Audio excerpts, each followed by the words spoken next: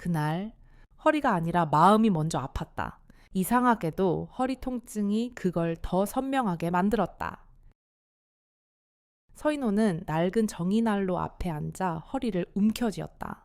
늦가을의 차가운 공기가 창문 틈새로 스며들어와 방 바닥까지 스며든 듯 서늘했다. 그는 무릎을 굽힌 채로 허리를 조금이라도 덜 아프게 하려고 몸을 기울였지만 그럴수록 근육이 굳어가는 느낌이 들 뿐이었다. 이놈의 허리, 이러다 정말 크게 다치겠네. 그의 목소리는 방 안에서 허공을 맴돌았다. 대답해줄 사람은 없었다. 정인 난로 위에서 물이 끓는 소리가 희미하게 들렸다. 은색 주전자의 뚜껑이 미세하게 흔들렸지만 인호는 그 소리조차 들은 둥만둔 듯했다. 그의 시선은 방 한 구석에 걸린 오래된 달력으로 향했다. 달력은 지난주 날짜에서 멈춰 있었고 붉은 펜으로 표시된 작은 동그라미가 눈에 들어왔다. 작년 이맘때쯤 허리 통증이 처음 심해졌던 날이었다.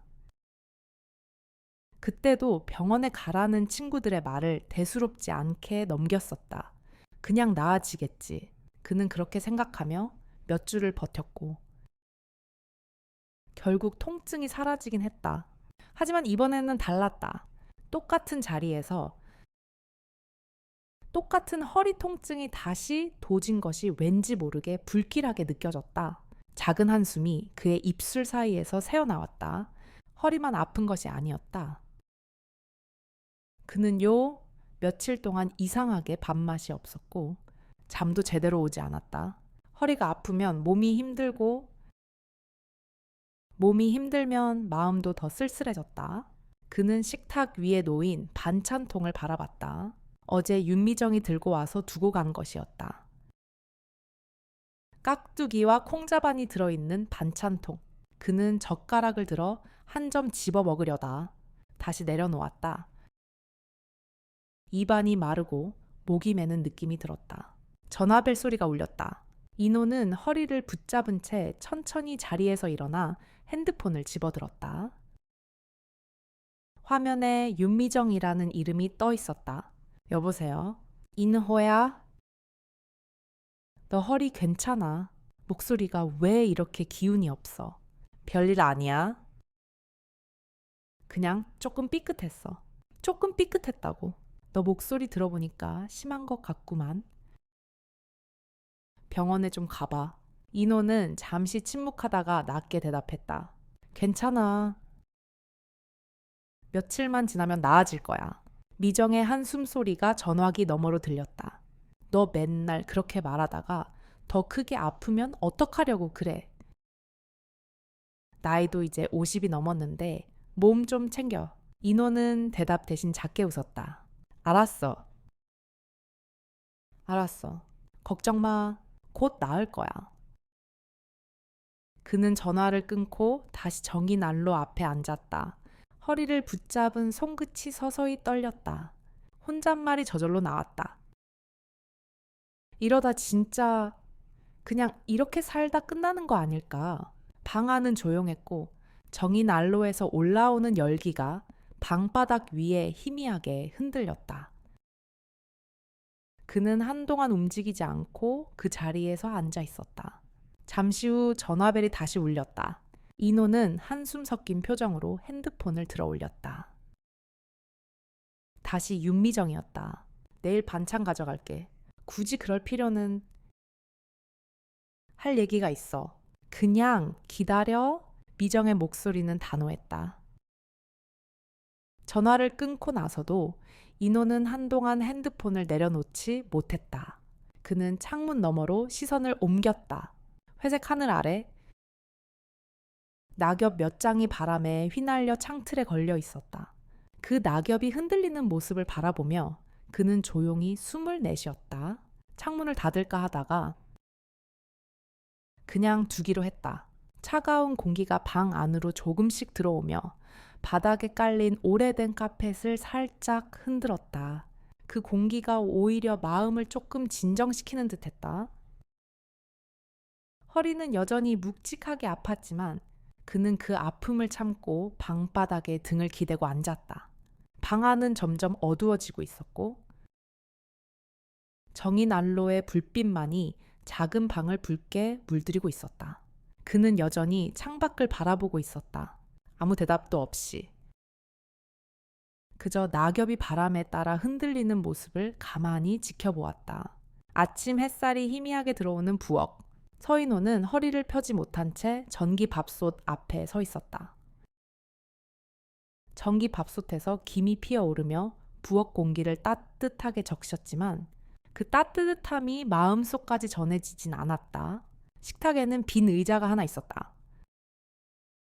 늘 그 자리에 앉았던 사람은 없었고 그 빈자리는 더 이상 무언가를 기다리지 않는 듯 먼지가 앉아 있었다.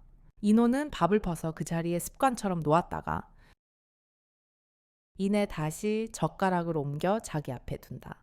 참, 내가 이걸 왜 여기에 놓았지?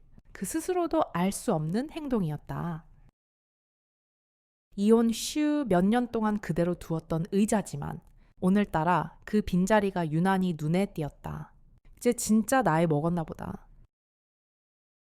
그는 혼잣말을 하며 의자를 살짝 옆으로 밀었다. 허리에서 찌릿한 통증이 느껴져 얼굴이 일그러졌다. 찌푸린 얼굴로 밥숟가락을 들었지만 밥맛은 거의 느껴지지 않았다. 숟가락이 밥그릇을 2번 긁고 멈춰섰다. 현관문이 갑자기 열리는 소리가 들렸다. 인호야, 나야. 윤미정의 활기찬 목소리가 방 안으로 들어왔다. 인호는 허리를 세우지 못한 채로 문 쪽을 바라봤다. 아침부터 웬일이야. 미정은 봉지 2개를 들고 들어오며 식탁 위에 반찬을 늘어놓았다. 네가 이런 걸 챙겨 먹을 리 없잖아. 김치도 거의 다 떨어졌을 것 같고 그녀는 인호의 얼굴을 보고 고개를 저었다. 야, 얼굴이 왜 이렇게 상했어? 너 허리 심각한 거 아니야. 별거 아니야. 며칠 지나면 괜찮아질 거야. 매번 그 소리야. 이젠 좀 지겨워. 미정은 허리를 구부린 인호를 한번 훑어보고는 한숨을 쉬었다. 이러다 더 크게 다치면 너 혼자 어쩔 건데. 인호는 고개를 숙였다. 괜찮다니까. 괜찮긴 뭐가 괜찮아. 미정이 한 손으로 허리를 짚은 채 단호하게 말을 이었다. 너 우리 동네 한은주 씨 알아? 그 사람 손맛이 정말 좋아. 허리 아픈 사람들 다 거기 간다니까. 인호는 고개를 들지 않고 미정의 얼굴을 흘끗 봤다. 마사지 같은 거 얘기하는 거야. 난 그런데 처음이야. 어색해. 어색하긴 뭐가 어색해. 그냥 치료받는 거야. 미정은 반찬통 뚜껑을 열어놓으며 낮은 목소리로 말을 이었다. 은주 씨는 하루에 2사람밖에 안 받아. 그러니까 허리 심각한 사람만 간다는 얘기야. 나도 전에 어깨 아플 때 갔었는데 정말 시원했어. 인호는 숟가락을 내려놓았다. 그래도 모르겠네. 네가 이럴 줄 알았다. 미정은 작은 메모지를 꺼내 식탁 위에 놓았다. 번호 적어 왔어. 이거 저장해? 인호는 메모지를 바라보았다. 그 작은 종이에 적힌 글씨가 이상하게 무겁게 느껴졌다. 미정가? 이거 진짜 괜찮은 거 맞지? 너는 왜 이렇게 의심이 많니? 내가 허투루 소개하는 사람으로 보여. 잠시 정적이 흘렀다.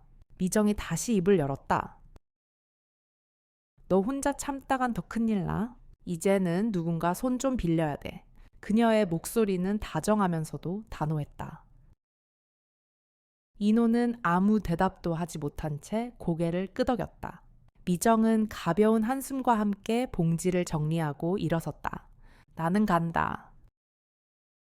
이거 꼭 전화해. 내일 다시 물어볼 거니까. 현관문이 닫히고 난 후 방 안은 다시 조용해졌다. 인호는 식탁 위에 놓인 메모지를 한참 동안 바라봤다. 메모지에는 한은주의 이름과 전화번호가 단정하게 적혀 있었다. 그는 핸드폰을 꺼내 메모지를 손에 쥔 채 저장할까 말까를 고민했다. 손가락이 화면 위에서 멈춘 채 움직이지 않았다. 창밖에서는 아이들이 학교 가는 발소리가 들렸다. 좁은 골목길을 달려가는 발소리가 점점 멀어졌다. 인호는 여전히 핸드폰을 든 채로 있었다. 손가락 끝이 아주 천천히 저장 버튼으로 내려가려다가 멈췄다. 내가 이걸 정말 해야 하나? 핸드폰 화면에 빛이 꺼지고 방 안은 조용해졌다. 그는 여전히 메모지를 바라보았다. 초인종 앞에서 서성이는 서인호의 손끝이 살짝 떨렸다. 허리는 여전히 묵직하게 아팠지만 이상하게도 아픈 것보다 초인종을 누를까 말까 망설이는 이 순간이 더 불편했다. 작은 메모지가 붙어있는 문 앞. 예약 고객만 방문이라는 단정한 글씨가 유난히 또렷해 보였다. 그는 속으로 미정의 말을 떠올렸다. 너도 이젠 누군가 손 좀 빌려야 돼. 그 목소리가 희미하게 귓가를 울렸다. 인호는 작은 한숨을 내쉬며 초인종 위에 손가락을 올렸다가 다시 내렸다. 마음속에서 빌려도 되는 걸까? 라는 생각이 흘러나왔다. 잠깐의 침묵 끝에 그는 결국 초인종을 눌렀다. 짧은 소리가 울리고 문이 열렸다. 서인호 씨죠? 들어오세요. 차분하고 낮은 목소리가 들렸다. 문틈에서 한은주가 고개를 내밀고 있었다. 깔끔한 단발머리와 흰 가운. 그리고 화장기 거의 없는 얼굴. 하지만 그녀의 표정엔 따뜻한 여유가 묻어 있었다. 인호는 고개를 살짝 숙이며 안으로 들어섰다. 실내에는 은은한 약자의 냄새가 풍겼고 작은 스피커에서 잔잔한 클래식 음악이 흘러나왔다. 나무로 된 선반 위에는 병과 오일병들이 가지런히 놓여 있었고 벽에는 누렇게 바랜 인체 구조도가 붙어 있었다. 앉으세요. 허리 많이 불편하시죠? 은주가 의자 하나를 가리켰다. 인호는 조심스럽게 의자에 앉으며 작게 대답했다. 네, 이틀 전부터 좀 심해졌어요. 은주는 인호의 걸음을 유심히 보더니 고개를 끄덕였다. 허리 왼쪽이 더 아프시죠? 걷는 모습이 그래요. 인호는 놀란 표정으로 그녀를 바라봤다. 어떻게 아셨어요? 그건 전문가 눈에는 다 보이죠. 은주는 부드럽게 웃으며 말했다. 조용한 방 안에 클래식 음악이 낮게 깔려 있었다. 은주는 작은 가운을 내밀며 말했다. 저쪽 방으로 가서 갈아입으세요.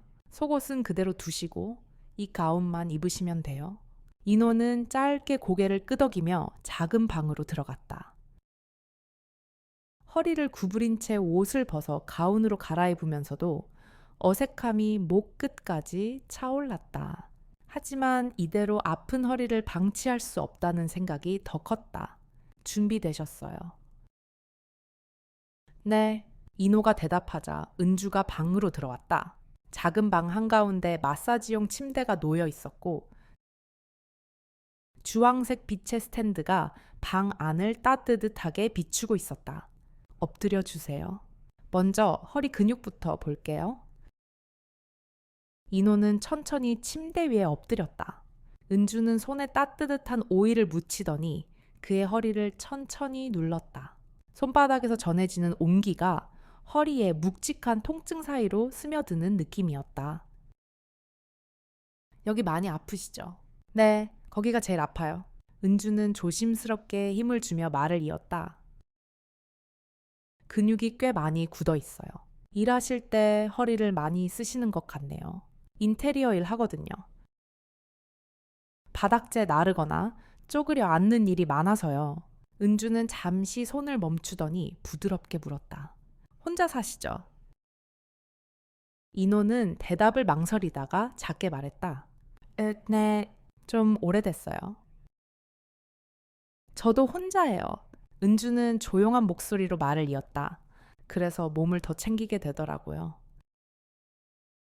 혼자 있으면 아프면 참다가 더 크게 다치는 경우가 많거든요. 그 말에 인호는 잠시 입을 다물었다.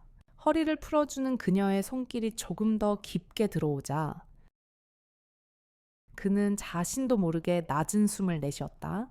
손끝에서 전해지는 따뜻함은 단순히 통증을 풀어주는 것 이상이었다. 마사지를 자주 받으신 적은 없으시죠? 네, 이런 건 처음이에요. 그러실 줄 알았어요. 근육이 너무 굳어 있어요. 한 번으로는 완전히 나아지지 않아요. 며칠 더 오셔야 해요. 은주는 다시 천천히 그의 허리를 문질렀다. 음악 소리와 은주의 차분한 호흡, 그리고 손바닥의 온기가 방 안을 가득 채웠다. 인호는 조용히 눈을 감았다. 오랜 시간 동안 누군가에게 이렇게 손길을 맡긴 적이 없었다는 사실이 문득 마음을 울렸다. 마사지를 마친 후 은주는 수건으로 오일을 닦아주며 말했다. 일어나셔도 됩니다. 많이 시원해지셨을 거예요. 인호는 천천히 몸을 일으켜 앉았다. 허리가 덜 아픈 것보다 마음이 조금 풀린 듯했다. 정말 좀 나아진 것 같네요. 은주는 미소를 지으며 말했다. 다행이에요. 하지만 한 번으로는 부족해요. 며칠 더 받으셔야 해요. 인호는 그녀의 얼굴을 바라보다가 천천히 고개를 끄덕였다. 네, 그럴게요. 그는 옷을 갈아입고 샵을 나서며 문득 어깨가 조금 덜 무겁다는 것을 느꼈다. 허리만이 아니라 마음속에 오래 붙잡혀 있던 무언가가 조금 풀린 듯 했다. 돌아가는 길. 골목길을 걷던 인호는 스스로도 알 수 없는 미묘한 미소를 지었다. 걸음이 조금 덜 무거웠다. 늦가을 비가 부슬부슬 내리는 저녁. 서인호는 골목길을 천천히 걸었다. 빗방울이 낡은 연립주택의 벽면을 타고 흘러내렸고 회색빛이 깔린 골목은 낮보다 더 적막했다. 허리 통증은 많이 나아졌지만 묘하게 마음 한구석이 허전했다. 발걸음을 옮기면서 그는 지난번 은주의 손길을 떠올렸다. 며칠 더 오셔야 해요. 그녀의 목소리는 부드러웠지만 마지막 순간 살짝 망설이던 표정이 자꾸 머릿속을 떠나지 않았다. 그날 그녀의 손이 잠깐 멈추었던 순간이 이상하게 마음에 남았다. 인호는 주머니 속에서 핸드폰을 꺼내 한은주의 번호를 눌렀다. 작은 신호음이 3번 울린 뒤 차가운 기계음이 흘러나왔다. 현재 전화를 받을 수 없습니다. 그는 핸드폰을 귀에서 떼지 못한 채 잠시 서 있었다. 빗방울이 어깨에 떨어졌지만 그 차가움조차 느껴지지 않았다. 혹시 내가 뭘 잘못한 걸까? 낮게 내뱉은 목소리가 비 내리는 소리 속으로 흩어졌다. 결국 그는 골목을 돌고 돌아 은주의 샵 앞에 섰다. 샵의 창문은 깜깜했고 작은 메모지에는 물기가 스며들어 글씨가 번져 있었다. 우편함에는 젖은 우편물이 겹겹이 쌓여 있었고 바람에 한두 장이 살짝 흔들리고 있었다. 초인종을 2번 눌렀지만 대답은 없었다. 비에 젖은 전단지만 흔들렸다. 인호는 잠시 서 있다가 돌아섰다. 그는 문 앞에 서 있다가 결국 계단에 앉아 허리를 감싼 채 한숨을 내쉬었다. 왜 이렇게 바보 같지? 그 말은 자기 자신을 향한 것이었다. 잠깐 동안 그는 눈을 감고 앉아 있었다. 머릿속에서 은주의 모습이 자꾸 떠올랐다. 치료받던 그날. 그녀의 손에서 느껴지던 따뜻함과 조용히 웃던 얼굴이 다시 생생하게 떠올랐다. 허리가 아니라 마음이 그 손길을 기억하고 있었다. 비가 점점 굵어지기 시작했다. 젖은 공기가 옷깃으로 스며들자 그는 자리에서 일어섰다. 다시 샵의 초인종을 눌러볼까 고민했지만 그저 우편함 위에 떨어져 있는 물기, 묻은 전단지를 가만히 쳐다보다가 돌아섰다. 집으로 돌아가는 길. 인호는 몇 번이고 핸드폰을 꺼내 들었다가 다시 주머니에 넣었다. 걸음을 멈춘 채 잠깐 서서 핸드폰 화면을 들여다보다가 화면이 꺼지자 작은 한숨을 내쉬었다. 집에 도착했을 때 방 안 공기는 평소보다 더 축축하게 느껴졌다. 라면을 끓여 먹으려 주방으로 갔지만 냄비에 물을 붓는 손이 잠시 멈췄다. 문득 젖은 비옷을 벗으며 속으로 중얼거렸다. 그날 내가 뭘 잘못했을까? 괜히 마음이 앞섰던 걸까? 그는 라면이 끓는 동안 식탁 위에 놓인 메모지를 꺼내 다시 바라봤다. 한은주의 이름과 번호가 적힌 그 종이는 가장 자리부터 살짝 구겨져 있었다. 젖은 우편물처럼 오래 방치된 무언가 같았다. 젓가락을 들었지만 라면은 거의 식어 있었다. 인호는 숟가락을 내려놓고 방 한가운데 앉아 메모지를 손에 쥔 채 한참 동안 움직이지 않았다. 창문 너머로 빗소리가 여전히 들려왔다. 골목길을 달리던 아이들의 웃음소리는 이미 사라졌고 방 안엔 정이난로의 미약한 소리만 맴돌았다. 다시 연락이 올까? 아니면 이게 끝일까? 그의 목소리는 거의 들리지 않을 만큼 낮았다. 밤이 깊어가면서도 그는 핸드폰을 손에서 놓지 못했다. 메모지를 손에 쥔 채 빗소리만이 방 안을 채우고 있었다. 다시 연락이 올까? 아니면 이게 끝일까? 라는 속삭임과 함께 빗소리만 방 안에 울린다. 맑게 개인 오전, 서인호의 핸드폰이 책상 위에서 진동했다. 모르는 번호가 화면에 떴지만 왠지 모르게 가슴이 두근거렸다. 그는 잠시 숨을 고른 뒤 전화를 받았다. 여보세요. 짧은 침묵 후 쉰 듯한 여자 목소리가 들려왔다. 저예요. 혹시 시간 되시면 차 한잔 할 수 있을까요? 인호는 순간 말문이 막혔다. 몇 초간의 정적이 흐른 후 조심스럽게 대답했다. 네, 어디서 만날까요? 동네 끝에 있는 그 다방 아시죠? 거기서 1시간 후에 뵐게요. 통화가 끝나자 그는 핸드폰을 내려놓고 한동안 움직이지 않았다. 가슴이 빠르게 뛰었고 손끝이 미세하게 떨렸다. 은주의 목소리는 전보다 힘이 없었지만 여전히 따뜻함이 묻어 있었다. 다방에 도착했을 때 은주는 창가에 앉아 있었다. 오래된 나무 의자에 기대 앉은 그녀는 작은 커피 잔을 두 손으로 감싼 채 창밖을 바라보고 있었다. 눈갠 피곤함이 묻어 있었고 얼굴이 전보다 야위어 보였다. 인호가 다가가자 은주가 고개를 들었다. 오셨어요. 네, 괜찮으세요?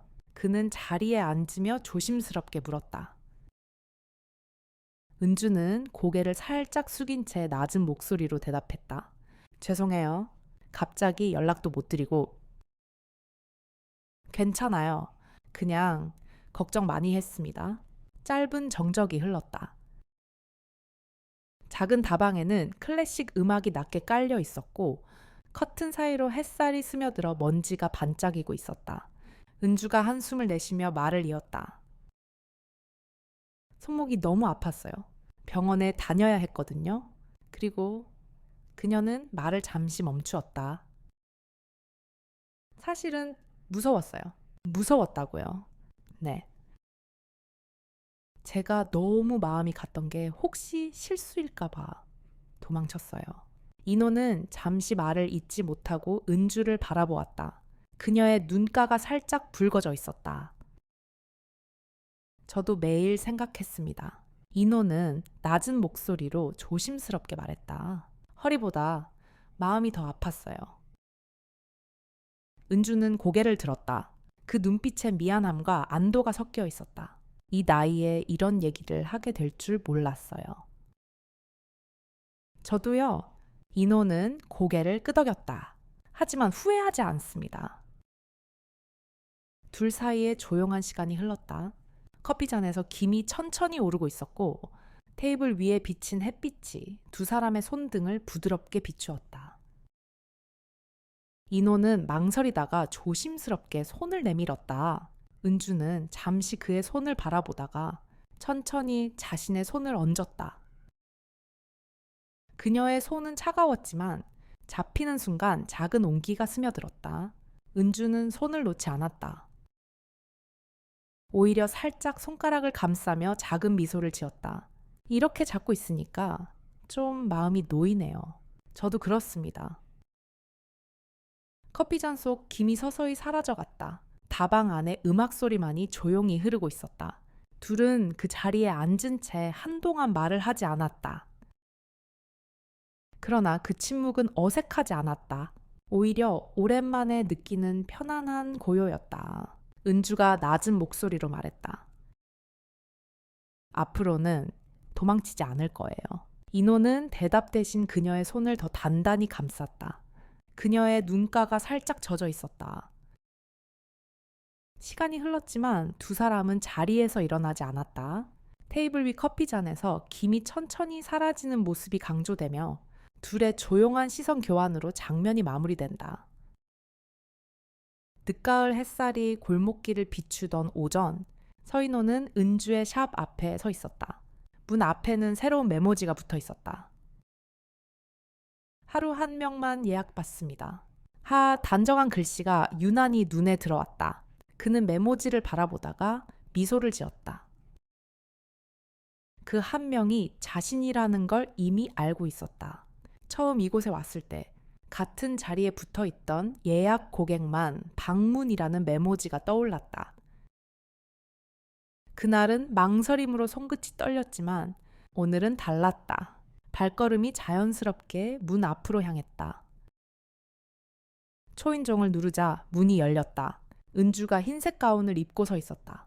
오늘 그녀의 얼굴에는 지난번 다방에서 보았던 불안 대신 자연스러운 미소가 번져 있었다. 오셨어요. 서인호 씨, 이제 정말 VIP 고객이세요. 인호는 어색하게 웃으며 고개를 끄덕였다. 허리는 이제 괜찮은데 그래도 오고 싶네요. 은주는 장난스럽게 눈을 가늘게 뜨고 대답했다. 치료는 핑계죠. 저는 괜찮아요. 오히려 좋아요. 실내는 여전히 은은한 약자의 향이 났지만 어쩐지 전보다 더 따뜻한 공기가 감돌았다. 창께는 작은 화분이 햇살을 받고 있었고 나무 선반 위에 놓인 오일병들이 빛을 받아 반짝였다. 주전자에서 물이 끓는 소리가 잔잔히 울렸다. 인호는 방 안을 둘러보다가 조용히 말했다. 이 방이 이렇게 편안하게 느껴질 줄은 몰랐어요. 은주는 미소를 지으며 그를 안쪽으로 안내했다. 오늘은 치료보다는 차를 먼저 드실래요? 두 사람은 마사지용 침대 옆 작은 의자에 나란히 앉았다. 은주가 따뜻한 차를 건네주었다. 컵에서 올라오는 김이 방 안의 공기와 섞이며 부드럽게 퍼졌다. 차를 마시며 은주는 잠시 인호를 바라보다가 조용히 입을 열었다. 이제는 도망가지 않을 거예요. 인호는 컵을 내려놓으며 그녀를 바라보았다. 저도요. 이제는 확실히 알겠어요. 제 마음이 진심이라는 걸. 은주는 그의 말을 들으며 살짝 고개를 숙였다. 그러다 천천히 손을 내밀어 인호의 손등 위에 올려놓았다. 그녀의 손길은 조심스러웠지만 이번엔 단단한 의지가 느껴졌다. 인호는 그녀의 손을 가볍게 감싸 쥐었다.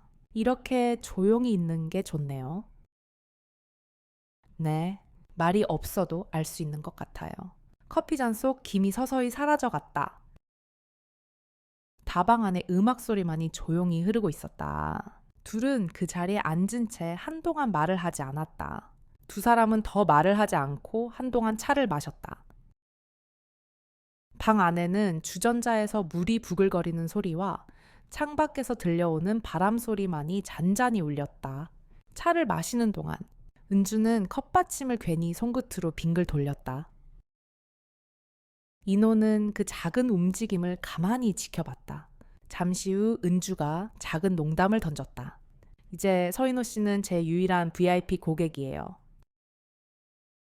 평생 예약 가능해요. 인호는 부끄럽게 웃으며 대답했다. 그럼 저도 평생 VIP 자리를 놓치지 않을 겁니다. 둘의 시선이 마주쳤고 서로에게 가벼운 웃음이 번졌다. 그 웃음에는 긴 시간 쌓였던 망설임과 불안이 모두 풀려 있었다. 늦가을 바람이 창밖에서 화분 잎을 살짝 흔들었다. 인호는 은주가 건네준 차잔을 두 손으로 감싸며 작은 웃음을 숨기듯 입술을 깨물었다. 조용한 일상 속에서 작은 변화는 언제나 늦게 찾아오는 것처럼 보이지만 사실 우리 몸과 마음은 매 순간 작은 신호를 보내고 있습니다. 서인호가 처음 허리 통증을 느꼈을 때 그는 그것을 단순한 노화로 생각했습니다. 늘 그래왔듯 곧 괜찮아지겠지라고 자신을 달래며 며칠을 넘겼습니다.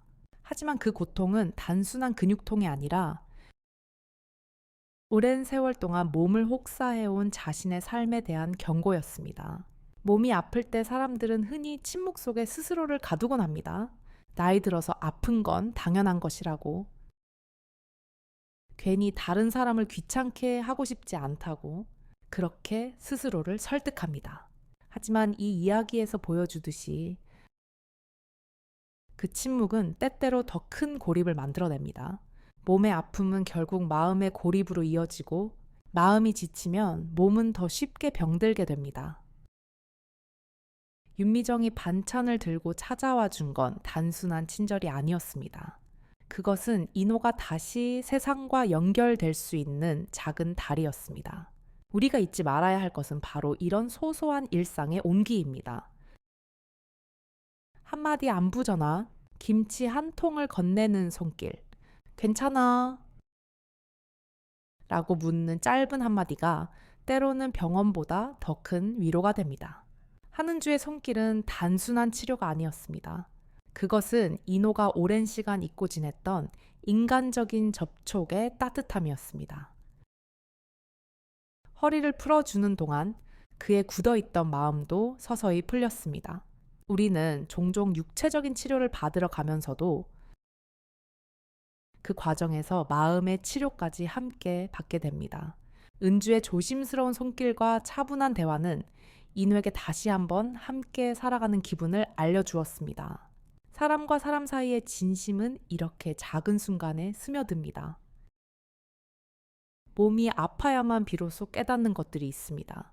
오래된 친구의 다정한 한마디가, 이웃의 조용한 배려가, 그리고 자신의 몸을 돌보는 사소한 습관이 결국 삶을 지탱하는 큰 힘이 됩니다. 한은주 또한 상처를 안고 있었습니다. 손목의 통증은 단순한 신체적인 고통이 아니었습니다. 그것은 그녀가 혼자 살아오며 몸과 마음 모두에게 지우고 있던 무게의 증거였습니다. 그 무게를 견디느라 은주는 자신에게 다가오는 따뜻함조차 두려워했습니다. 그녀가 한동안 인획에서 멀어진 이유도 바로 그것이었습니다. 사랑이나 애정이 아니라 다시 상처받을지도 모른다는 오래된 두려움 때문이었습니다. 하지만 인호와 은주가 다시 마주 앉은 다방에서 그들은 솔직해졌습니다.